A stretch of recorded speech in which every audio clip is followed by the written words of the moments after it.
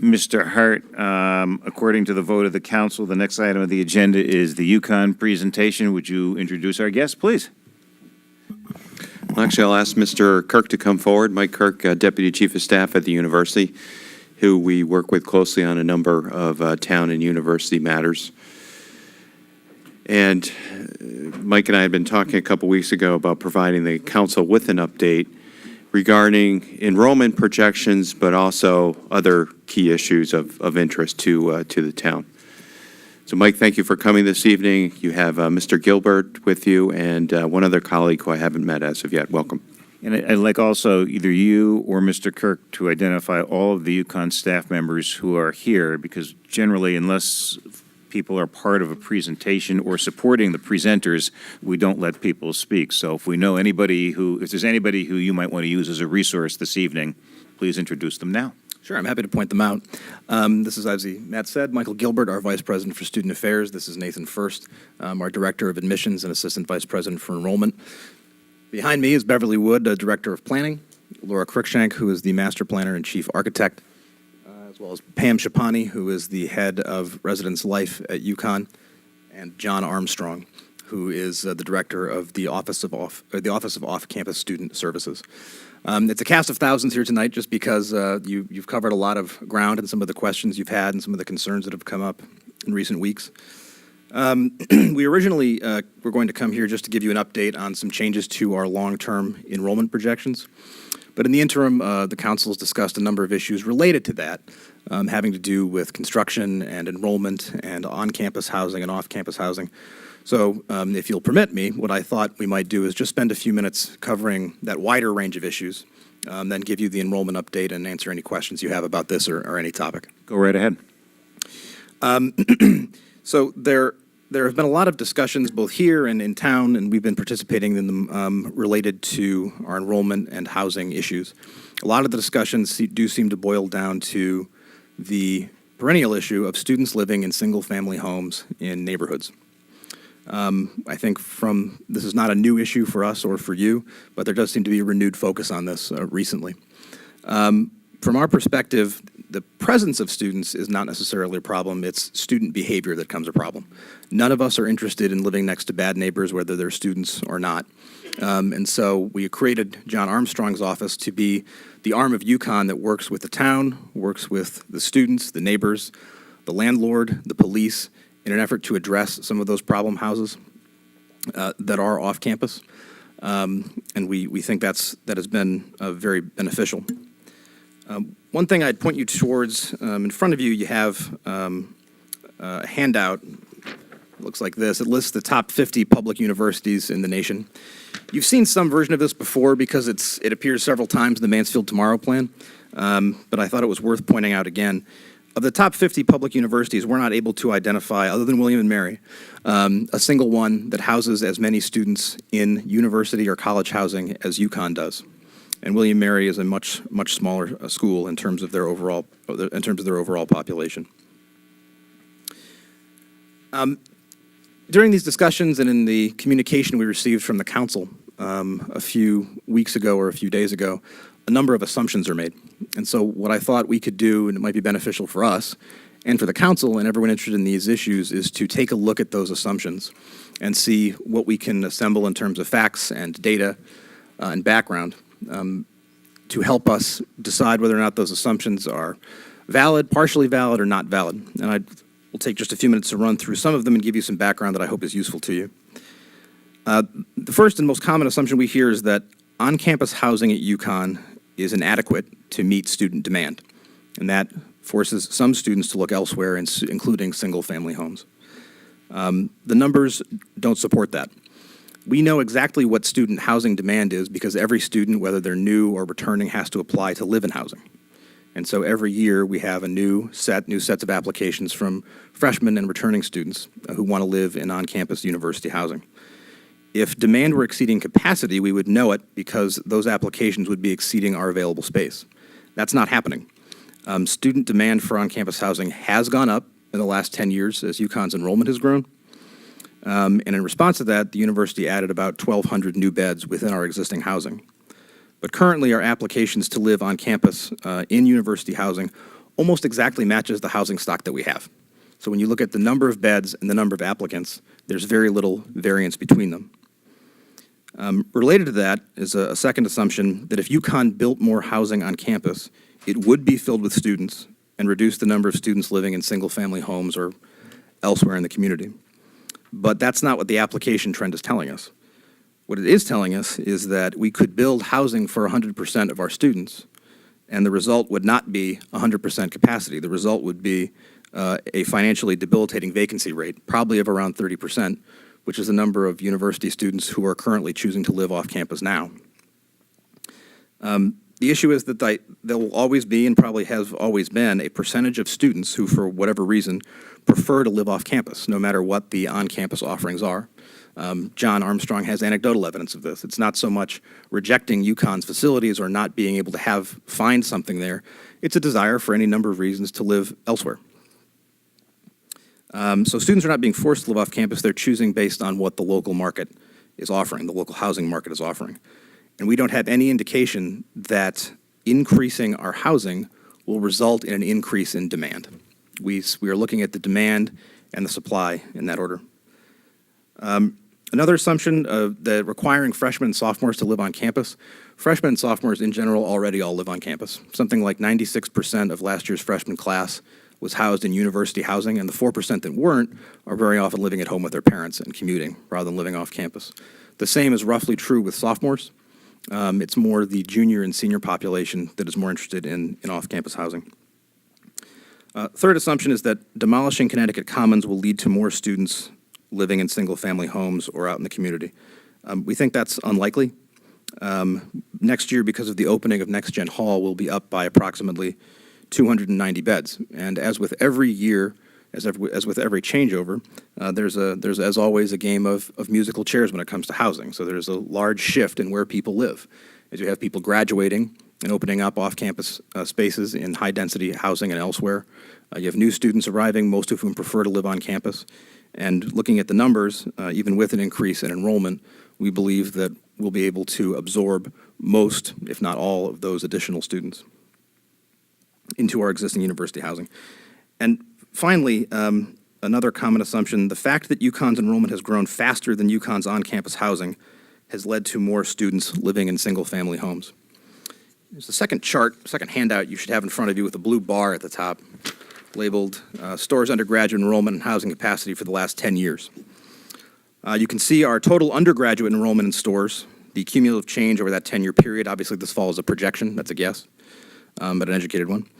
The on-campus housing availability over that time, the growth in beds, and the heading estimated off-campus high-density housing availability needs a little context.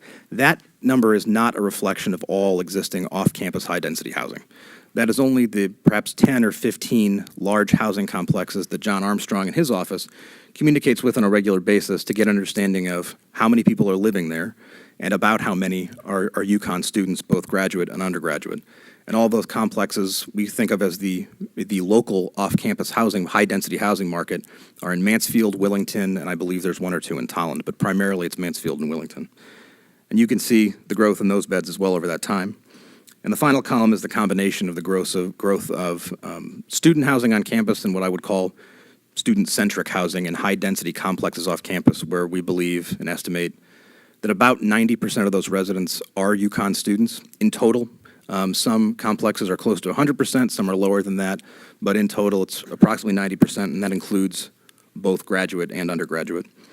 And so you can see in that final column that our undergraduate growth has roughly, ballpark, about kept pace with the growth in our on-campus housing combined with the growth in student-centric, high-density off-campus housing.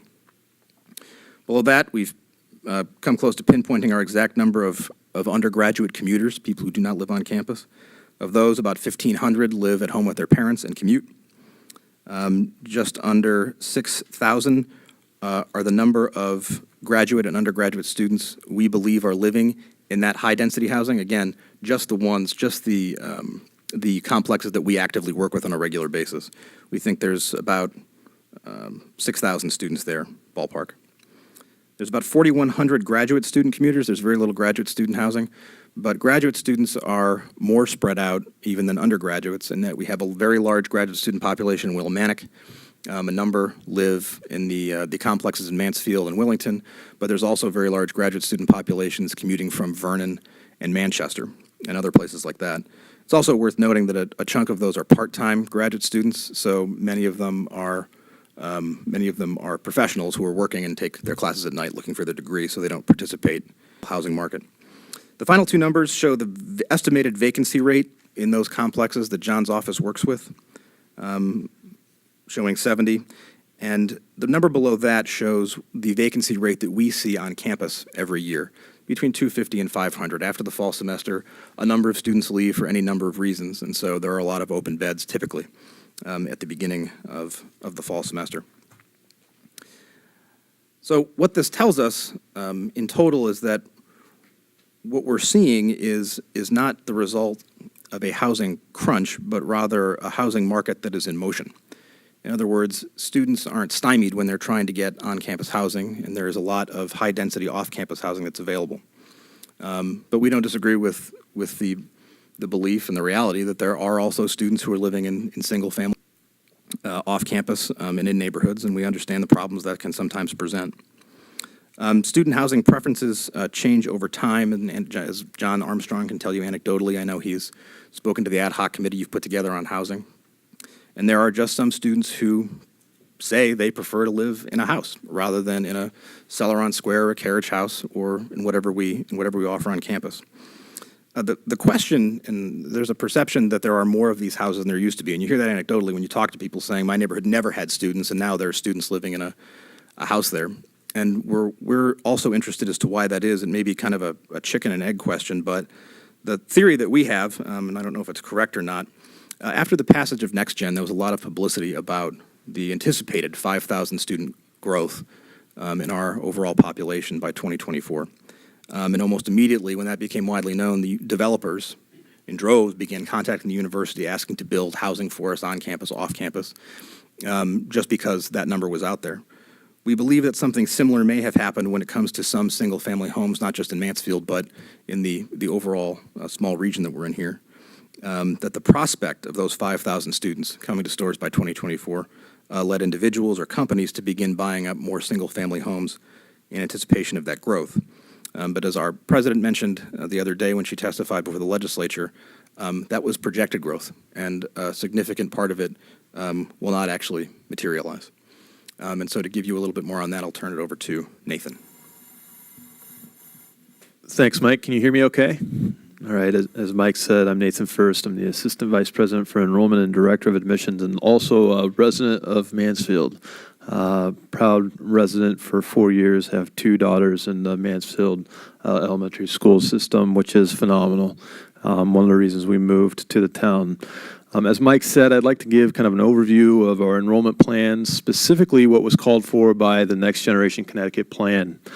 Prior to Next Generation Connecticut, things were going on fairly status quo in terms of what we projected year to year. Our class to be, of course, then Next Generation Connecticut came along and had a fairly aggressive growth plan. Specifically, of course, noting that the larger share of the growth was in the out years. We're now in year 2, going into 3 of the Next Generation Connecticut enrollment growth plan. It's important to note that enrollment plans are plans. Where we're going to be a year from now is fairly well known, and that's why we're able to put it on the sheet that's before you. But going more further out than that, it becomes quite ambiguous for a variety of reasons. Shifts in student demographics, capacities of individual programs, shifts in student interests, market demands, many other reasons. For many of the reasons, we're unable to say precisely how many students are we going to have, say, in 2020. That's somewhat of a moving target for us. So we really focus most of our attention, at least in enrollment, to our firm targets for the subsequent year. So we set those targets on an annual basis. This raises a key point with regard to the Next Generation Connecticut enrollment and growth plans. As you know, we had growth plans for stores, but also our regional campuses. That was predicated on continued operating support to meet the growth needs, the demands, in order to hire new faculty, to do all the really wonderful things that we need to do in order to provide a really valuable education for our students. Capital dollars were a separate issue, but the operating dollars were tied to the enrollment growth. So while we've been able to grow enrollment over the recent years, operating monies are dwindling. The state environment, fiscal environment and climate, as we know, is a challenge. So it's not sustainable without additional support for us to seriously consider the original Next Generation Connecticut plan. We're still committed to Next Generation Connecticut. That's very, very important to us. It's a little bit too early at this point in time to say exactly how the state budget will impact future enrollment targets. But our earliest estimates show that enrollment growth, given the current fiscal climate, could flatten out as early as the next 2 years and peak about 100 to 200 students beyond the fall 2016 projection that you see on the handout in front of you. To look at the plan overall, what that would do, again, if we held enrollment constant over that period of time, we'd see a growth for the Next Generation Connecticut plan of around 2,000 students rather than 5,000 students if we were to project that all the way out into the future. Let me return to my original point, which is that our plans are ambiguous many years out. So this is all very tentative and not very certain. We know what this fall's target is, which is the same as last fall's target. We're planning to bring in a class of 3,800 freshmen here at Storrs. We brought in 3,800 freshmen last year, so there's no sizable change in the size of our freshman class in this coming year. You can see on the handout that we've increased enrollment over the past 10 years by about 2,400 students. And I think Michael Gilbert, our Vice President for Student Affairs, will talk a little bit about the housing numbers and how they parallel that.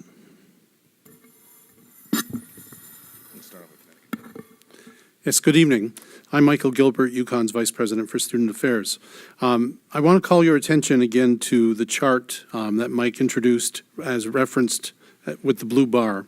And in particular, I'd like to call your attention to the middle column, which tracks the availability of on-campus housing beginning with fall 2006 through the projections that we have for the upcoming year. I want to mention to you, first of all, that there are three administrative approaches that the university has taken to grow the capacity for on-campus housing over this duration of time.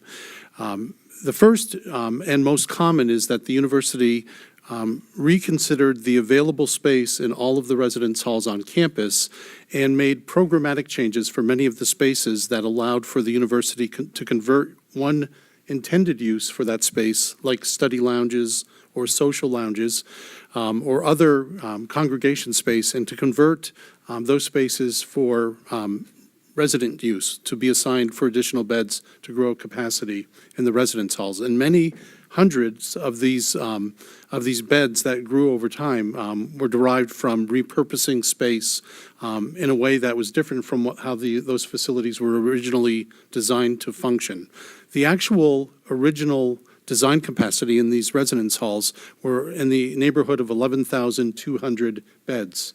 And over these last 10 years, we actually have identified hundreds of additional beds by repurposing space from their intended use for study, recreation, congregation, and the like. The second approach that the university has taken and implemented with growing the housing stock was to consider the assignment patterns in many of the rooms that are designed as residential rooms within our halls. So many large rooms that were designed to accommodate 2 students originally now accommodate 3, and rooms that were designed originally to accommodate 1 student now accommodate a second student. And then the other approach that the university has adopted and implemented includes the acquisition of the Nathan Hale Inn. We currently have 150 students assigned to live in 2 floors of that facility. And lastly, the university has identified the net growth in beds that will come online with the opening of the Next Gen residence hall next fall. So that explains how the university has been able to secure so many additional beds on campus without extensive additional building. I want to make just a few remarks about the university's deliberations about the location of the Student Recreation Center, and specifically the future of Connecticut Commons residential complex. As many of you are aware, that complex is roughly 50 years old, and in simple terms, it's a wasting asset. It is an old, growing more tired by the day residential facility, and the university has done an audit on that complex and other residence halls across the campus, and from that audit, the university has identified that the cost of remediating and repairing that facility just to address the significant utilities problems would be in the order of tens of millions of dollars, to about $25 million to actually to return that facility into good condition as it relates to electricity, plumbing, and other utilities for that complex. And that would not address some of the significant design problems that now are part of that complex. The design and the actual condition of that facility would require us, if we were to modernize and return it into a better condition, another $20 or so million. So the deliberations on the university's part have considered what is the best use of that complex going forward, and is that a worthy candidate for that extensive an investment to maintain it as a residential complex over time. So the planning at the university currently is to close the Connecticut Commons complex at the end of this academic year, and then to consider demolition of that facility or that complex beginning in this upcoming summer. The university simultaneously will be opening a new residential complex, Next Gen Residence Hall, in fall 2016. And that complex will accommodate 725 students. Connecticut Commons, as many of you know, currently accommodates 438 students. So there will be a net gain of beds on campus in the order of 290 beds at the university. And so that frames for you our approach with how we were able to grow capacity on campus so significantly over these last 10 years, and what the count of additional beds will be as we approach the start of the next academic year. Thank you, Mr. Kirk, and thanks, Mr. First, and Mr. Sargent. And I forgot to thank the Student Affairs Vice President, Michael Gilbert. Mr. Gilbert. Thank you. Thank you all for coming before us. If you'll bear with me, I do have several questions. You can follow up. I'll recognize you for any reasonable amount of time. Awesome. Sergeant. Thank you very much. One of my first questions is, this has been an ongoing thing, and it started to happen within Connecticut in conversations with other universities of the in-state versus out-of-state students. And I know this has been a concern for some members of not only Mansfield, but members of, the state of Connecticut, as, the university is facing financial hardships. The demand for more out-of-state students has increased. And I just wanted to see if there was any numbers at all, or just any anecdotal data that we could talk about that. We have a lot of numbers. I didn't bring them all with me. And I think I would highlight, though, we have had a shift, specifically at our Storrs campus, in the amount of interest coming from out-of-state students, and in particular international students. If you look at all of the UConn undergraduate enrollment, though, 80% of our students have been Connecticut students. That's been the case for some time. We expect that to continue to be the case for some time. We're not expecting large shifts that way. But we've had a dramatic amount of growth in interest to attend the University of Connecticut on the part of out-of-state students and international students as they look to the quality of the education that we offer here. And so we are accommodating a good number of international students as well as out-of-state students. I would say we're just wrapping up now our decisions for the fall 2016 freshmen coming into Storrs. We set a new record for applications again this year, not only internationally and out of state, but specifically also in-state students. And there's a decline, if you don't know, there's a decline in the number of high school students in the state of Connecticut, so we're attracting increasing number of students to apply to the university on all fronts. And I will say, I was an out-of-state student, and there was various reasons why I attracted the University of Connecticut here and the town of Mansfield. But do we see that as possibly used as a revenue source for? I know University of Vermont does upwards of 70% out-of-state students as their acceptance. Is that something that is it projected? That's quite the dramatic difference from the University of Vermont, as you know. But the only thing that I would highlight there is that with our financial aid programs, we obviously try to do our best to meet the financial need of our students to the degree that we can with limited funds. Worth noting, though, is that international students aren't eligible for those funds. And so international students who are coming to the University of Connecticut are paying full freight. Something that I remember when I was a student at the university that seems to be at odds was enrollment versus academics. Obviously we want to at times expand enrollment for some needs for the university, but there's also questions that I'm sure as a student, Provost Choi had very concerns about with student-faculty ratio rates. And if you had any comments about that, or if any other members had comments about, the class sizes for the university. Actually, we have a really wonderful story to tell on that front. So first, I would call your attention to the quality of the freshman class as it's come in. The mean SAT of the class has gone up nearly every year for the last 10 years. Also, the number of valedictorians and salutatorians enrolling at UConn has been ever increasing, with even more students coming to UConn that are in the top of their class. When you turn and look at how we're serving the students with regard to capacity in our classes, there's been 2 years in my career where, which despite how young I look, I've actually had a 15-year career in enrollment. So there's been 2 years in my career where I haven't fielded complaints from parents who were not able to get their students into the classes that they needed. And those are the last 2 years. And that is really due to the work of our provost's office, our deans, and our faculty to make sure that we stretch as much as we can to meet the needs of the students that are enrolling at the university, such that we can deliver the quality of the education that we're promising to deliver to the prospective students. And then my last question, I think, is just the most, I don't want to say shocking, but just concerning, I guess, for me, because I know this was a conversation or proposal initially, and I know it's been heard through various venues, but I think the council, would be appropriate to hear the decision to propose the recreational facility, and I'm personally am in full support of that. As a student, I was, and even a member of the community, but the decision to remove the option of the parking lot, if you could go a little bit more into detail of that and why the decision was to choose the Connecticut Commons as a preferred alternative.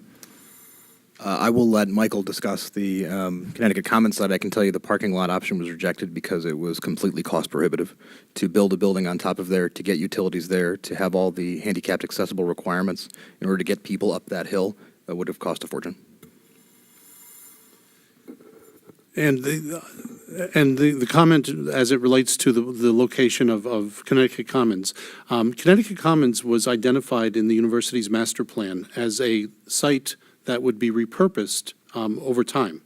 It didn't identify that the repurposing would be for hosting or accommodating the rec center, but it was identified in the longer term as a site that would be considered for administrative offices and or other uses like the development of more dense and updated and appropriately designed housing accommodations for students.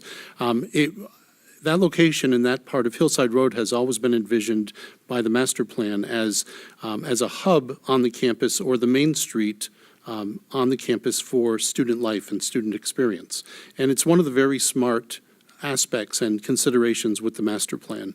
This notion that students spend their daytimes and their evenings along that stretch of campus, and that a relationship between student class locations, the library, the student union, and recreation purposes or other service purposes makes sense for UConn students and for the university. So we looked at the location, and given consideration of the current state and the cost that would be required to make some improvements to sustain Connecticut Commons for a long term was compelling, and it informed the decision to actually take a look at that space as the appropriate home. And the other thing that we were able to determine was there was sufficient land square footage or acreage to actually accommodate the program that the rec center requires. You may recall that I was a strong proponent and very interested in the notion of Lot Y being considered for this purpose. But the more we looked at this and the more we dug in, the more we realized it was not a supportive location for the variety of reasons that Mike mentioned, not the least of which is the concerns around access and accessibility for the staff and all the patrons that would use that facility. Those concerns and many others were diminished or disappeared when we considered the Connecticut Commons location. Mr. Mayor, if I may, in or- just one more, and I apologize. I did. I'll forgive you this time, Mr. Thank you. Sergeant. Following you, so that we know, Ms. Moran, Mr. Shaken, and I, of course, have some questions of my own, but I didn't see yours, but I'll take your word for it. I Go appreciate next. everyone's patience, especially members of the community, and for you answering Your all my colleagues on the questions. council. And my colleagues on the council, yes.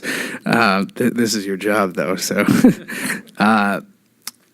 We've heard, and you, Mike, you spoke at length about the concerns with the conversion of rentals and single-family homes. I'm wondering, the university, and again, I've heard this through other venues, as specifically John Armstrong has done a very good job following up with this, but coming also, again, in front of the council, your opinion on the property management within the community. If the students are not to be housed on campus, do you encourage UConn students to go into more high-density property management housing, or would you? What would your opinion on where you see fit UConn students being if they are not to live on campus? Well, we have an ongoing. Yes, we have an ongoing and active relationship through the Office of Off-Campus Student Services with the landlords of many different locations and types within the community. And I think because John is so engaged and actually programs to acquaint students with the available housing options, I think it would be wise for me to call on John to offer a few comments on that point. Yeah, you have to come to the mic, Mr. Armstrong.